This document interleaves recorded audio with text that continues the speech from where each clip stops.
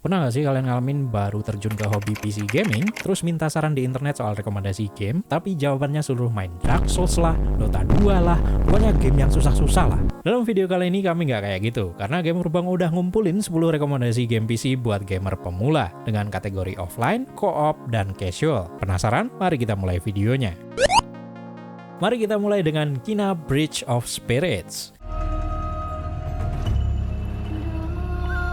Di game ini, kalian bakal meranin Kena si pemandu arwah buat nyariin kuil di gunung, sambil ngebebasin para arwah yang terjebak di desa. Gameplaynya casual banget sih, kalian bisa ngelakuin platforming dan menggunakan tongkat Kena untuk melewati rintangan. Kena juga bisa minta bantuan makhluk kecil imut bernama Rod buat ngelewatin puzzle di gamenya. Cuman ya, pas lawan bos agak menantang dikit. Banyak orang anggap kalau bosnya susah kayak seri Souls buatan From Software, tapi aslinya nggak sesusah itu kok. Apalagi kalau dibandingin Dark Souls ya. Karena kalian nggak cuma bisa pakai kekuatan Kena, tapi juga bisa minta bantuan Rod buat ikut menyerang.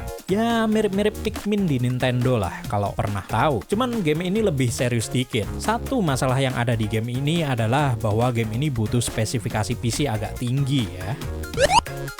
Lanjut yuk ke Vampire Survivor.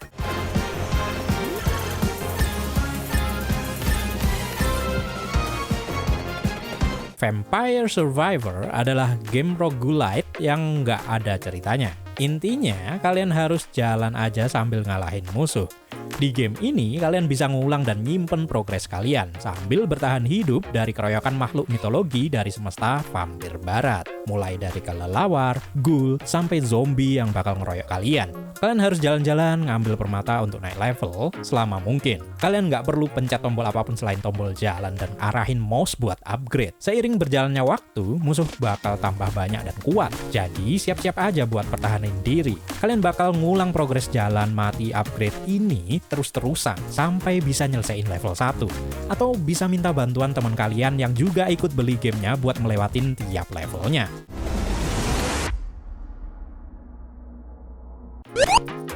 Next adalah Hi-Fi Rush. Let's rock.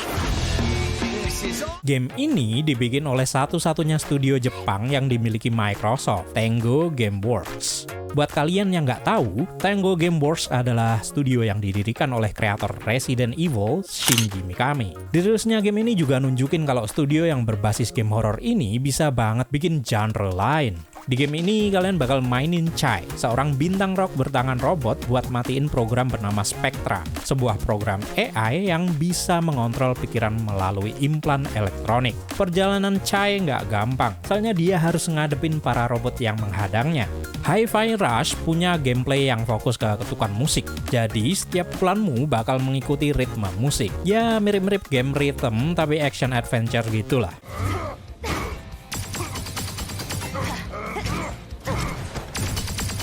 Game ini juga hadirkan sindiran soal budaya kerja di perusahaan teknologi yang bisa jadi hiburan komedimu sendiri di sepanjang ceritanya. Ini belum termasuk musik orisinal dan berlisensi yang bakal nemenin dirimu di sepanjang permainannya. Sayangnya Tango Gameworks ditutup oleh Microsoft setelah ngehasilin game keren yang hitungannya cuan buat mereka.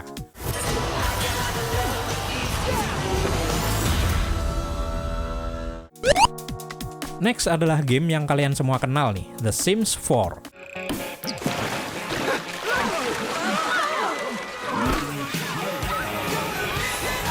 Game ini super casual emang, karena kalian bisa nggak cuma nuangin kreativitas kalian ngedesain rumah, tapi juga ngedesain karakternya yang disebut Sims dan kehidupannya. Kalian bisa meniti karir Sims buat jadi apa yang kalian inginkan. Misalnya aja jadi tentara atau musisi. Termasuk hubungan dengan Sims lain kalau kalian mutusin buat menikahkan Sims buatan kalian dengan tetangganya. Seru banget game ini kalau kalian suka bikin-bikin sesuatu atau menikmati game simulasi. Apalagi gamenya gratis, bisa dimainin offline pula. Cuman masalahnya The Sims 4 ini berasa kering kalau nggak beli DLC. Jadi ya kalian wajib nabung buat beli DLC-nya.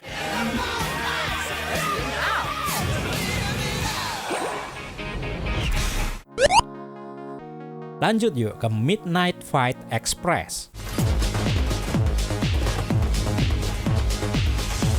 Kalian demen banget game berantem yang nggak ribet? Cobain game yang satu ini. Di sini kalian main sebagai Babyface, seorang mantan anggota geng kriminal yang kembali beraksi setelah bertemu AI drone. Tugasmu di game ini adalah mencari jalan keluar dari kota sebelum geng kriminal mengambil alih segalanya. Game beat 'em up ini kelihatannya simple, tapi punya animasi yang kompleks. Soalnya animasi berantemnya pakai motion capture stuntman asli.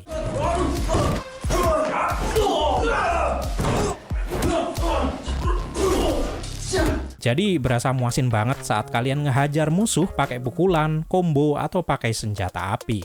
Lawan kalian bukan orang sembarangan, mulai dari komplotan kronik kriminal sampai bos kriminal ternama. Battle-nya brutal banget. Kalian bisa memukul, menendang, menghempaskan kepala musuh ke tanah, sampai menggunakan benda apapun yang ada di sekitar kalian sebagai senjata. Game ini juga punya rage mode yang nambah kekuatan protagonis kalian, bikin setiap aksi yang kalian lakukan semakin brutal. Ini belum termasuk musik pemacu adrenalin saat bertempur, sampai elemen upgrade yang bikin karakter kalian tambah kuat lagi.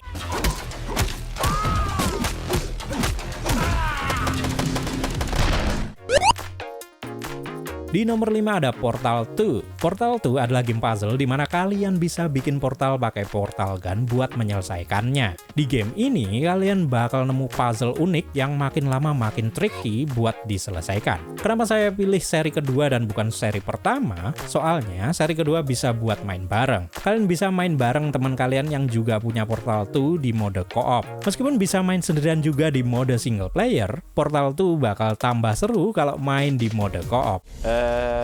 What's that do? Oh, this is cute. Oh, I missed it. Nice catch, Orange. Nggak ada battle-nya sih, tapi level puzzle-nya bakal tambah ribet. Tapi nggak susah-susah amat kok. Paling kalian cuman kaget dan, oh jadi gini caranya. Kalau kalian udah nemuin cara mecahin puzzle-nya. Selanjutnya adalah game yang cukup sering saya bahas di channel ini, Undertale. Meskipun cuman dibuat dengan grafis pixel, Undertale adalah salah satu game terbaik sampai sekarang. Kontrolnya yang mudah, karakter dengan pribadi yang menarik, sampai cerita yang ditulis dengan baik jadi keunggulan game ini. Belum termasuk musiknya yang keren dan enak buat didengerin.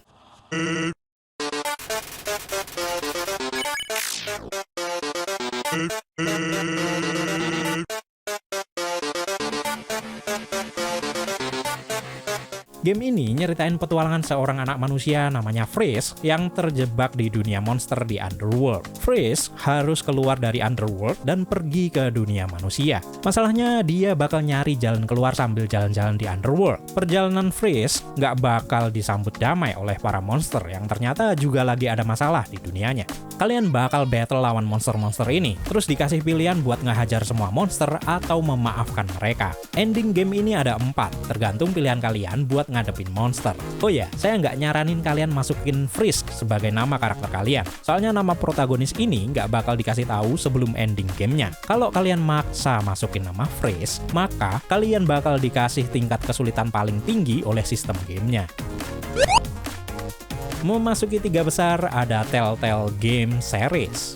Saya masukin ini karena game buatan Telltale itu banyak banget. Dari The Walking Dead, Batman, Tales from the Borderlands, sampai The Wolf Among Us jadi game buatan Telltale Games yang menarik. Berbeda dari game lain yang fokusnya ke gameplay casual, beberapa game Telltale lebih fokus ke cerita. Jadi yang kalian mainkan adalah drama interaktif yang menyenangkan, bukan puzzle, action, dan sejenisnya. Kalian bakal dikasih pilihan dialog di game buatan Telltale, dan setiap pilihan akan ngasih ending yang berbeda. Ini adalah cara terbaik buat ngulang mainin video game agar tahu gimana ending lain kalau kalian milih pilihan yang berbeda. Jadi kalau kalian nggak suka sama ending A, kalian bisa main lagi buat dapetin ending B dan seterusnya. Well then, time to save the city. Lanjut yuk ke Dredge. Ini adalah game buat kalian yang suka game horor, gak demen elemen takut, tapi suka elemen creepy dan misterinya. Di Dredge kalian adalah nelayan yang kerjaannya ya nyari ikan buat ditangkep terus dijual dijadiin duit lah. Tapi tempat kalian nyari ikan tuh nggak biasa. Banyak misteri yang bersemayam di bawah laut tempat kalian mancing. kayak ikan-ikan pemakan daging, monster laut, dan lain sebagainya. Kegiatan mancing kalian ini bakal tambah serem kalau dilakuin malam hari, karena banyak banget makhluk kayak gini yang muncul. Elemen horror game ini fokus pada kepanikan dan dunianya yang creepy. Tapi kalau dibandingin game horror kayak Home Sweet Home sih, ini masih mending lah. Dan yang terakhir adalah Immortals Fenyx Rising. Hail of Phoenix, be my redemption. Oh no, not another of your boring stories. How long is this going to take? Kalian pernah main Genshin Impact tapi pengen main game yang mirip, offline, dan punya narasi komedi yang menyenangkan? Immortals Fenyx Rising jawabannya. Game ini sebenarnya jadi perluasan semesta mitologi Yunani setelah Assassin's Creed Odyssey dirilis. Mekaniknya mirip banget The Legend of Zelda, tapi kalian meranin manusia bernama Phoenix. Ceritanya dinarasiin oleh karakter Prometheus ke Zeus. Jadi kalian bakal mainin apa yang diceritain dari mulut Prometheus. Totally alone, this young hero was determined to save his fellow soldiers and brother. Boring! Can we skip this part? No, this is important for the sense of atmosphere. Tugas Phoenix adalah menyelamatkan saudaranya yang kabur dari neraka, dan melawan Typhon buat nyelamatin semua dewa yang udah diambil kekuatannya oleh Typhon. Battle-nya nggak susah kok, mirip Zelda tapi lebih gesit. Kalian juga bisa terbang ngejelajahin open world-nya yang super luas, sambil memecahkan puzzle yang ada. Gak cuman itu aja, kalian juga bisa menikmati dunianya yang indah, sambil mendengar celotehan Prometheus dan Zeus yang cukup menghibur. Achilles' sword? Brother must have been good in battle. Is something wrong with your voice? I never got a sword. Just saying. Sayangnya game ini nggak jadi dilanjutin oleh Ubisoft. Seri keduanya dibatalkan dan nggak jadi dikembangin lagi. Padahal inovasinya cukup bagus loh buat gamer kasual. Ya daripada kita mainin game serius terus kayak Assassin's Creed, kan mending mainin ini yang agak ringan. Immortals Fenyx Rising, available December 3rd. So itulah guys, 10 rekomendasi game PC buat gamer pemula. Saya emang nggak langsung ngasih GTA sih, tapi menurut saya akan lebih baik kalau emang dimulai dari yang ringan-ringan dulu. Gimana lagi nih yang harus dimainin oleh gamer PC pemula menurut kalian? Kalau kalian demen konten kayak gini, kalian bisa dukung channel ini lewat subscribe, like, dan share, atau bisa lewat donasi jika berkenan. Terima kasih juga buat para donatur, full respect buat kalian. Segitu aja dari kami, sampai jumpa di video selanjutnya.